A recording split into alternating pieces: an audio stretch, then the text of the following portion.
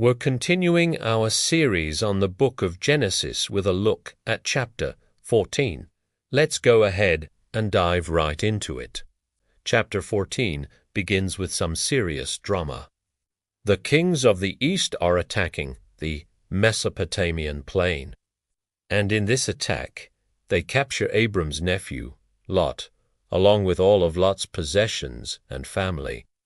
This is not good. In fact, it's so bad that the next morning when Abram finds out what has happened, he is very upset. He calls out to God for justice, and God responds. Not only does God respond, but he responds quickly. In fact, God is so quick to respond that it causes a problem. See, Abram immediately gathers his 318 trained servants and heads out to rescue Lot. But by the time he gets to the city where Lot is being held captive, the city is already destroyed.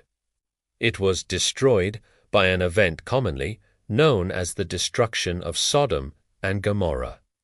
Now, there are a lot of details surrounding these cities and their destruction that we will cover in future videos.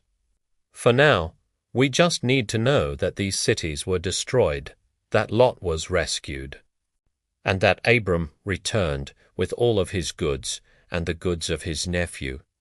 And in verse 22, we see something very interesting. After Abram rescues Lot, there is a meeting between Abram and the king of Sodom, and the king of Sodom says to Abram, "Give me the people, but keep for yourself everything else." In other words, the king wanted Abram to give him the spoil of war, the spoils that came from destroying Sodom and Gomorrah. Now, I don't know about you, but that seems kind of rude to me. I mean, Sodom and Gomorrah were destroyed because of their wickedness, and their destruction brought wealth and prosperity to Abram. So for the king to come and demand that Abram give him the spoils of war, that seems a little bit greedy and unkind. But Abram, in his humility and obedience to God, does not accept the spoils of war. And he tells the king of Sodom, "I have lifted my hand to the Lord Most High, the Creator of heaven and earth, that from the least to the greatest I will not accept a thread or a sandal, yes, not even food enough to fill a donkey's mouth. I will not accept anything that belongs to you." Friends, this is a powerful statement.